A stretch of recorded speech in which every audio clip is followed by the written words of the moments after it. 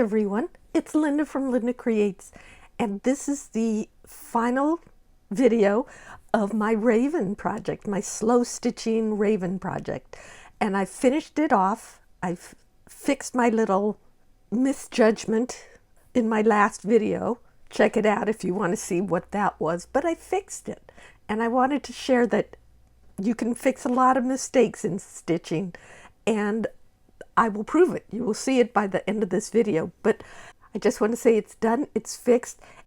So join me in this adventure of how I figured out how to fix it and how much fun I had stitching this raven. Let me go ahead and get started. I need to do more decorative stitching. That's what this video will be all about, and finishing this up.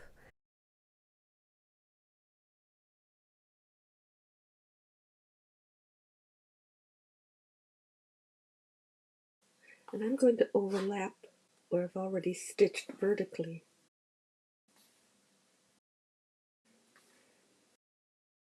I'm filming this so that the light comes across the fabric rather than flattening it. So you could see what the stitching is doing. And then you could see the feather stitching here. So one of the things I need to fix on this before I continue doing the background stitching is I did not like the raven's toes. They don't look like that.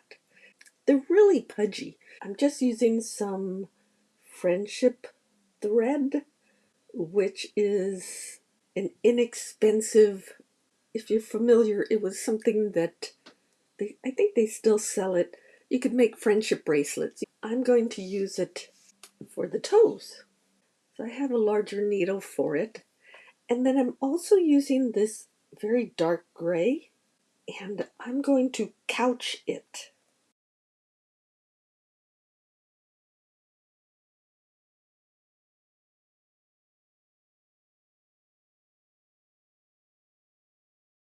So I'm just making it look thicker, and I'm just going to, in fact, I'm going to do one more because, like I said, their toes are really thick, very defined from the nail itself. So I'm just going to do something like that.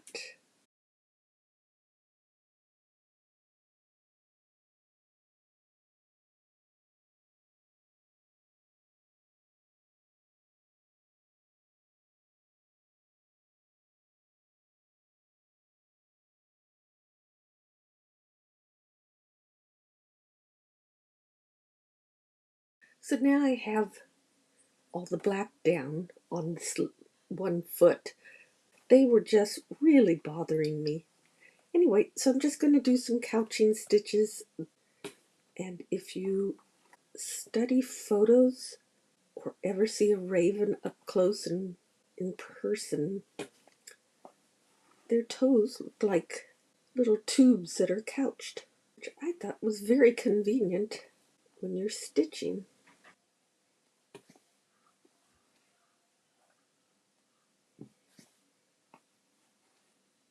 And I'm just going to finish that off. And there are my raven toes. I have in this corner, I added this piece of fabric that was a continuation. I cut it off of this remnant piece, but I wanted to add the color, and I love the way it looked. Just need to figure out how I'm going to stitch that down.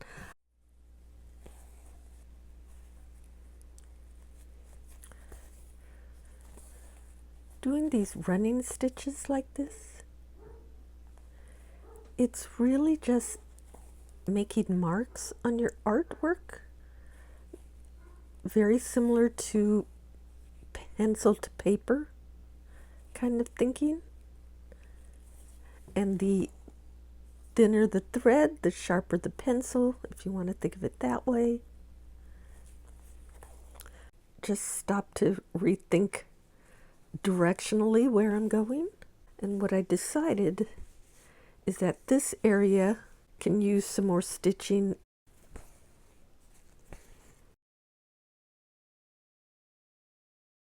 You also want to think about how the busyness of this contrasts to the busyness of this. So that's why I'm stopping here and I'm adding to here, because there's not a lot of busyness going on right here. That was my thinking. And I'm just going to continue stitching over here.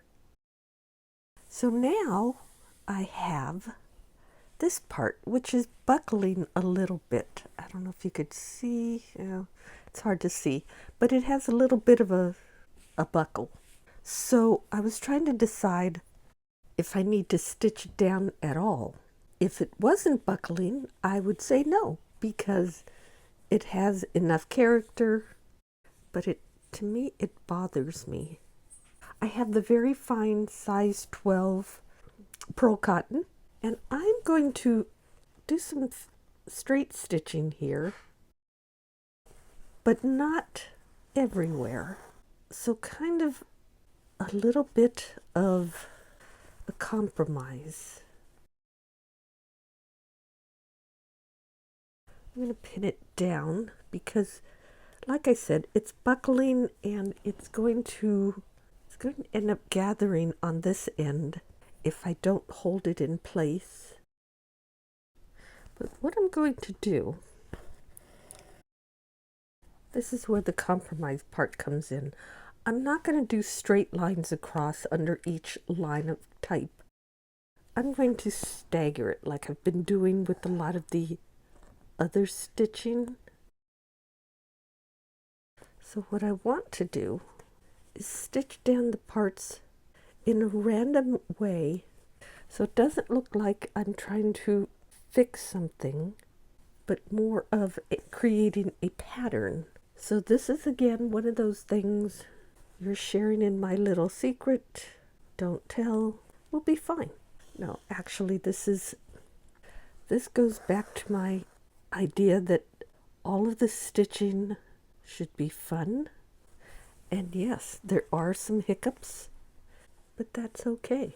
If you're enjoying yourself, well, that worked really well. Flatten this area nicely, no big bulgy fabric happening. And you can barely tell it's there. It just worked really nicely. Now, I'm coming to this part, to the silk hanky. And I have been hesitating. I have so much respect for the handiwork that's gone before me in this hanky. And I want to do it justice, but I'm trying to figure out how. I was looking at the edge of this silk hanky and realized that it has like a embroidered lace edge where you would do a loop and then do blanket stitches all the way across so it becomes thicker. I wanted to try and keep that visible as much as possible and not take away from that at all if I could help it. I have one strand of embroidery floss and I am just tacking it down along the edge as invisibly as possible. The goal for me is to stitch it where you can't tell that I did anything to tack it down.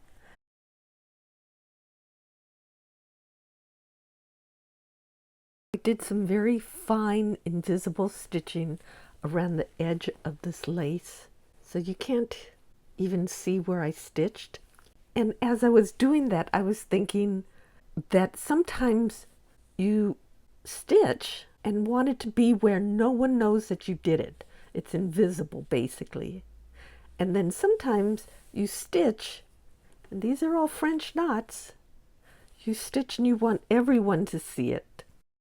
That's what I love about taking the needle to fabric. There's just so much. You're preserving history, you're making history, you're enjoying what was there before. There's just so much. Okay, so I'm going to stitch this down and maybe do a little bit of running stitch across this because it does need to be held down. I also have this area. Don't know yet. Well, I have another lovely, beautiful morning today, And so I'm doing I think the last of my stitching. Right in this area, I need to just do something to hold it down. Everything else is all done. So what better time of day than to sit here and stitch? So I want to go up into this area, but I'm going to do a little bit of a zigzag just to keep it from being too symmetrical.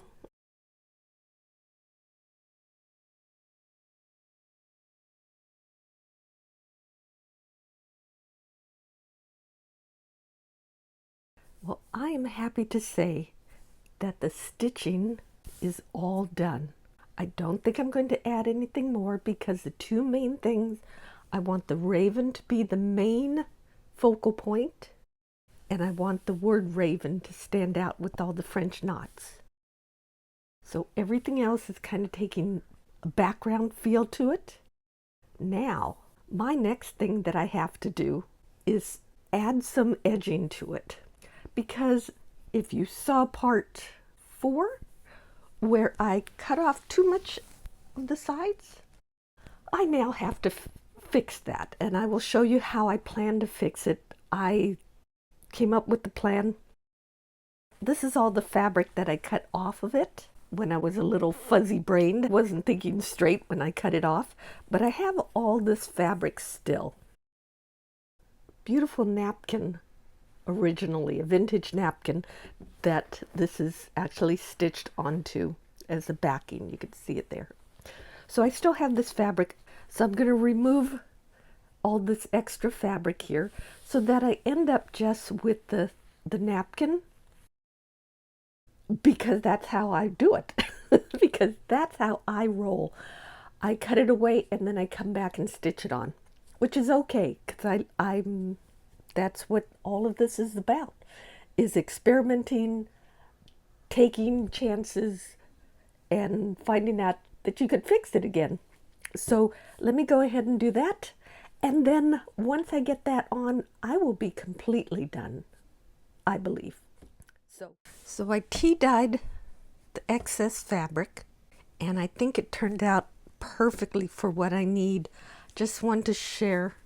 So this is the color it is now.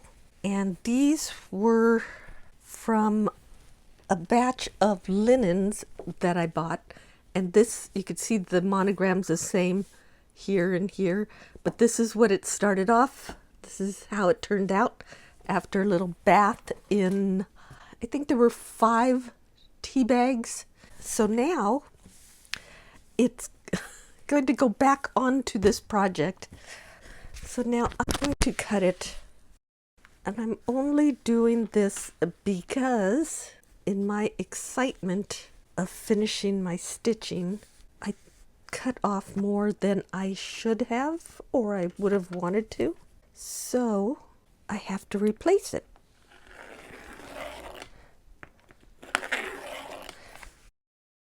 I cut the fabrics down, the edges, into strips that are 2.5 inches wide, and I kept the finished seam here, the edge. I'm going to sew the short ends back onto my embroidery piece. Yes, this is redundant, but so I'm sewing the right sides together. I left 1/4 inch fabric there.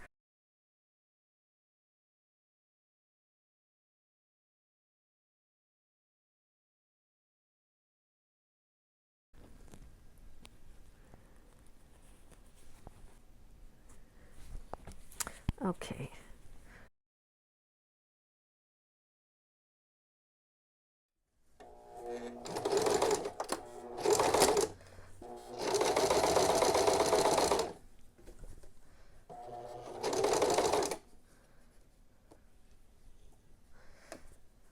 So now I have the top and bottom parts.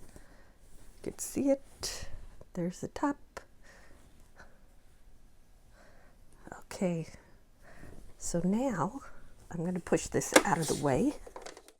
I'm going to go iron this open, and I have something to resolve here. So I designed it in such a way, I cut it in such a way that the edge of the napkin is the edge of this fabric.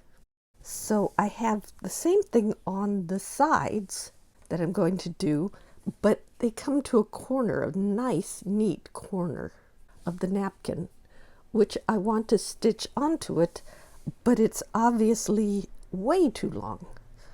Okay, let me go iron it and I'll be back. So now I'm working on the sides. So what I did was I just laid this next to the top of where my background goes, and then I took a blue washable marker. I marked it here. Took a ruler, gave it an extra 1/2 inch. And then what I did, because I still have this part, and the reason I'm doing this is because this is way too long for this side, but I also wanted to keep these finished corners from the original napkin. So I'm going to cut out a center section and piece it together along this same seam. So I did the same thing down here. I lined it up at the bottom and I marked where it went, measured another 1/2 inch,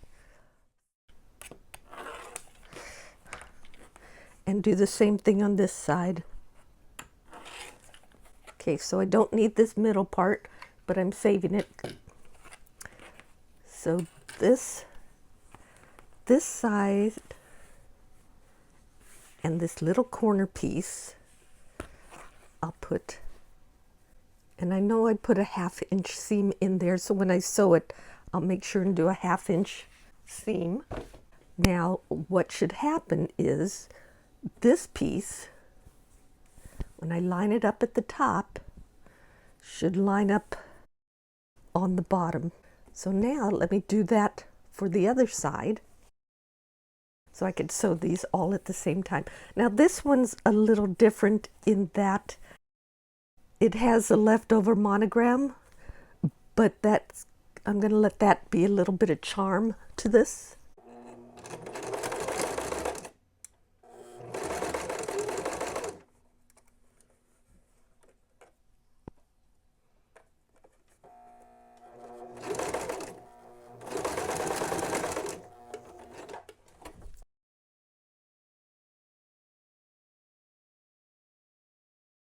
Now, yes, I know I have a very inexpensive, very noisy sewing machine, but I bought this many years ago for paper crafting. It has served me well. This one is on this side. Everything's pinned down. I'm going to go ahead and sew this up.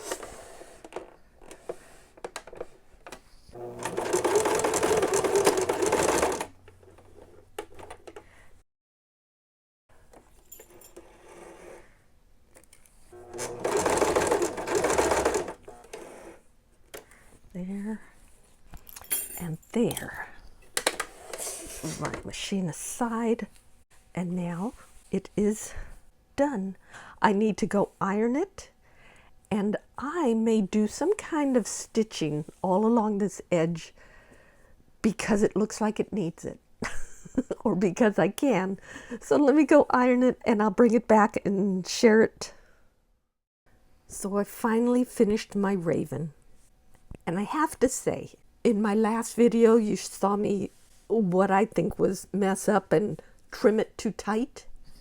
But this video, you saw how I fixed it, because that's the beauty of, to me, the beauty of fabric is that you can always fix it. So even, well, almost always, if you have extra fabric.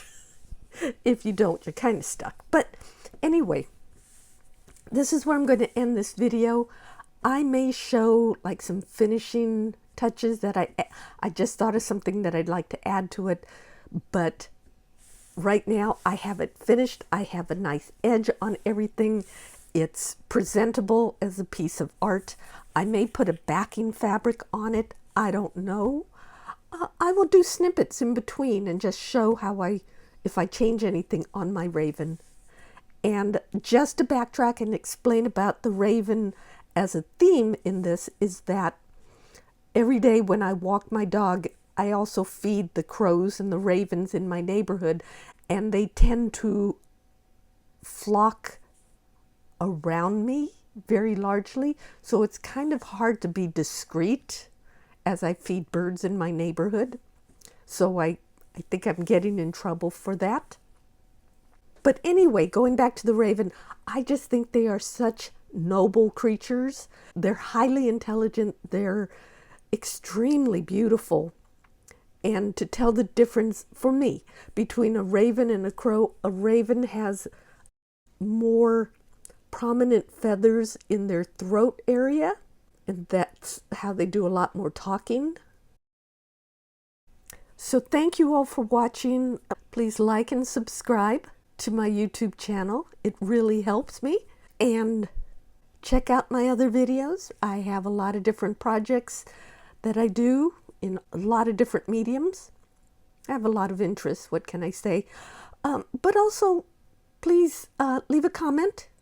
I love to hear what you think about this and especially how I rescued the edges that I really messed up on.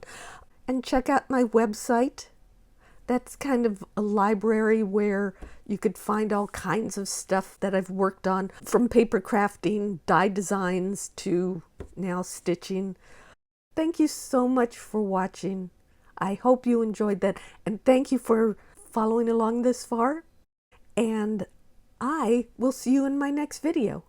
Bye!